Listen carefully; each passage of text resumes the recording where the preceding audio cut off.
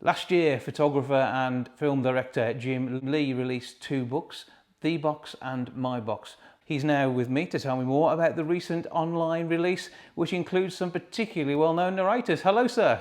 Hi there. Hi. Nice to meet you. Well, good to meet you too. And how did this project come about? Because this is something that you've done to really help youngsters through difficult times. Yeah, I mean, it started off with the older box book, which was The Box, which was, a tale of what happened to me when I lost my son in a car accident way back when I was 35, a long time ago. But and over the years, but at the time, I had to kind of get over the issue, or get to be understood with it and deal with it. And later, lots of people asked me, "How did you get over that kind of problem?" And I told them, and they said, "Wow, that's an interesting way of doing it." He said, "Why don't you write a book or do something about it and let people know how you got over the issue?" So after many years passed, after having fielded several phone calls from people I didn't even know who kind of rang me and said, somebody said, a friend of mine, how do you get through the problem with losing a child? And I had a short chat with them, and they went off, feeling, consoled a bit. So eventually, anyway, in my later years, I decided to write it down, and the adult book was born, the box. And then I thought, actually, this is such a simple idea. I think even kids who suffer, would be beneficial by having this, or rather benefit by having the same concept in a much simpler form. So I then illustrated it with a friend of mine, and then we animated it. And then we got Geraldine James to, to do the audio book, and so it came. I mean, that's the book. It's tiny. It's a little tiny book. So it's a little flip book. And it's, that's the first one was that book. Sorry, I'm doing a bit of an advertising here, but that was the first book. I mean, I'm only showing you because it's the size of it that matters. It's sort of in a pocket, in a satchel, consult if you want to anytime. Yeah, And it's a reference material you can take with you. yeah, so it was done deliberately to make it a modest kind of just a chat about how I got through the issue. But I mean, it's not really just for bereavement, although it came from that. It's for any kind of issue which is big enough that needs to be dealt with in little bits rather than trying to overcome it in one. I mean, we all have issues that can be, enormous. It could be all sorts of different things, but from the tax man hounding you, or legal lawsuit, or buying a house, or all these sort of things. But they can get at you, and they can drive you to distraction, and you become very kind of confused with it all. And my theory is to try and separate a time in the day to kind of deal with that issue in 100% way without any distraction. And so I wrote the box originally, and then the kiddie one as a follow-up. But and it's caught a wave a little bit, and people obviously feel it to be interesting, and hopefully it's useful. So I gave it to the internet and gave it to people who didn't want to. I mean, the books I sell for $5.95 and $6.95, the adult one, and but the one I did with Geraldine James for my box, and Richard E. Grant for the older one, I'm giving to people as a freebie on the actual internet. Yeah, So, but I mean, something that can help, and it's you've said it's a long time since you sadly lost your son, but he was only 13 when he passed away following a car accident, and yes. that is obviously something that's going to stay with any parent, and it's the strength that you've shown to get through that, to get to this point, to keep working, to do what you do, for the photography and the film directing.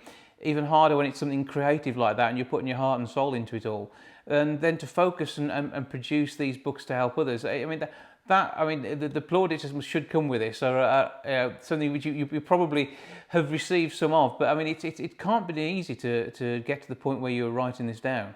No, I mean, you never really get over it. You get used to it, and you learn to surf your way around the issue. I mean, something like that, the loss is always there, but you kind of get into a way and a pattern to surf around it, so you don't feel emotionally so distracted, or you feel you can live another life. I mean, when I lost my son, I had no other children. That was it. I became fatherless for 4 years, but then I had four more lovely kids later. So you feel you feel just as vulnerable with them as you did the one before, perhaps more, you've already lost.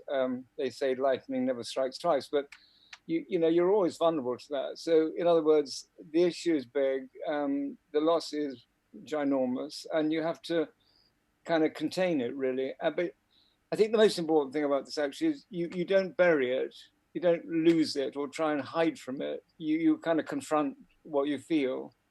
And I've always maintained that if you have that kind of feeling of just, it bugging you 24/7 as you sort of go around life, I mean, then you're continually kind of concerned by having to deal with this wave of neurosis and distraction and empathy and hardship, and loss. So in a way, if you can get into a corner and just have some time with it alone, which is really focused on it. I mean, I always think it's important to go to somewhere where, you can call a place where you could leave your problem behind, make it a constant place, a place that you like. Like, I mean, I mentioned in my book, I went to a particular tree in the country and I went to the oratory, although I'm not religious per se. I went to the oratory because it's near me and I could go and bury myself in there half an hour and think about it.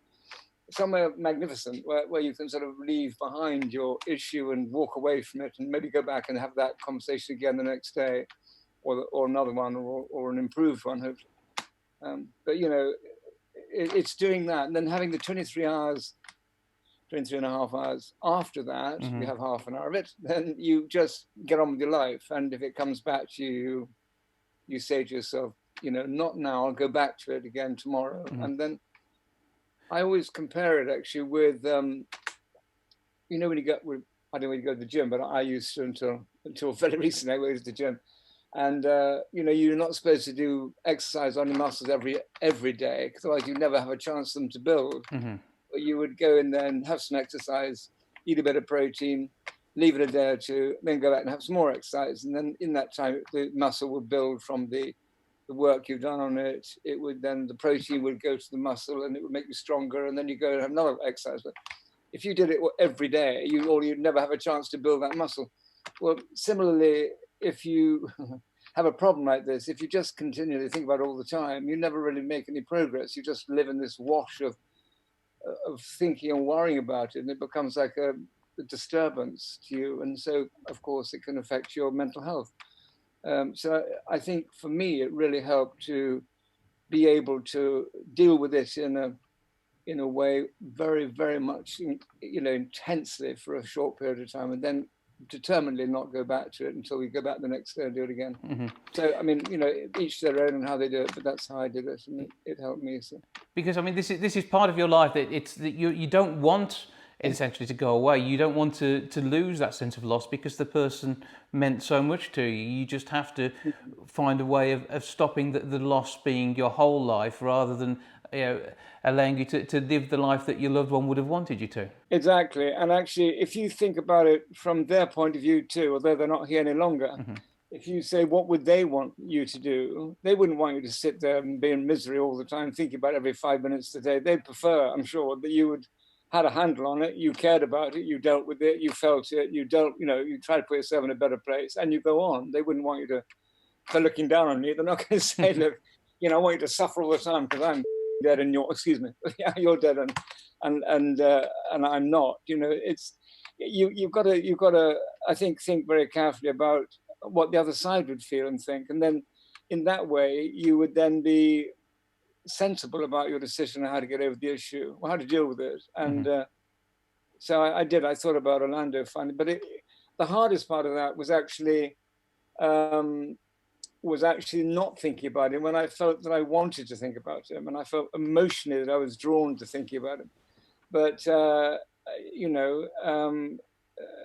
if you can separate it, it's a good thing, because then you are dealing with one and then you're getting on with life in the other. Because I mean, you have to move on, or else you're going to get destroyed by it, or you're going to be miserable all the time. So I think you have to deal with the problem.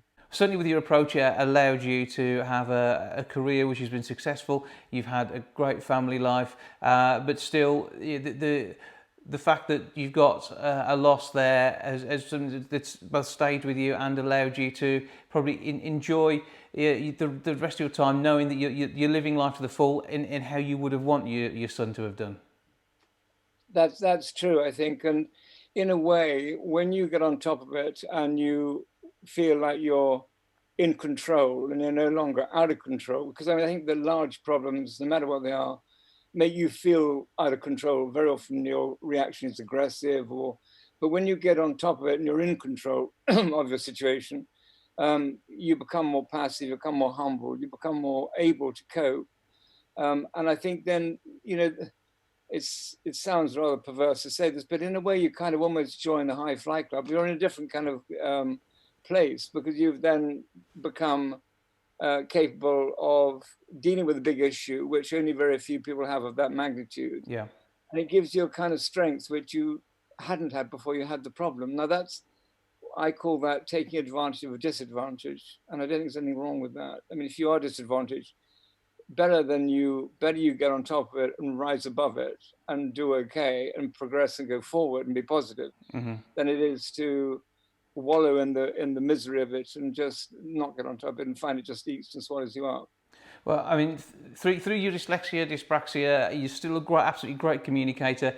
Maybe writing this down wasn't something that came naturally to you, but certainly you've helped hundreds but thousands of people so far. The opportunity to see this online through your YouTube channel as well, with Geraldine and Richard E. Grant telling these stories and giving advice on your behalf. I think that is an amazing thing to have done. Where can people go to not only get the books in paper form to carry with them and also see these two fantastic pieces of work that you've put together to assist? Well, I mean, you can get the books through the Box Book website, which is can I promote it? Go for it.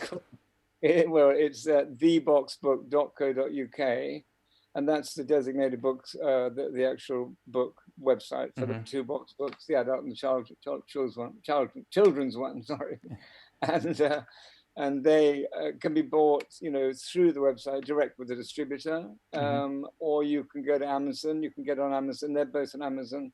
You can get them from Waterstones. They may not have them in stock, but they get them for you. Yeah. So there are a number of ways of doing it. But as I say, if you want to just see it, you can see it on YouTube for nothing. And I've done that deliberately because I wanted people to have access to it, to those that can't afford. So I'm going to push it out a bit on Facebook to try and get it slightly more, out in the media a bit. But yeah, it's available and there to help people, not to make money from it. I got these two books that it costs money to get them, so I'm not making anything from it. But while they're in stock, you can buy them, and when they're gone, they're gone. But otherwise they'll be on the YouTube. So. Well, just search for Jim Lee, My Box and The Box, and you'll be able to pick that up either from the Facebook page or on YouTube directly. Jim, I would love to have a chat with you about both the film work and also the photography at some point, but the important thing now is to get this message across. It's been an honour and a pleasure to speak to you. Thank you for joining us. Okay, bye-bye. Cheers. Thanks.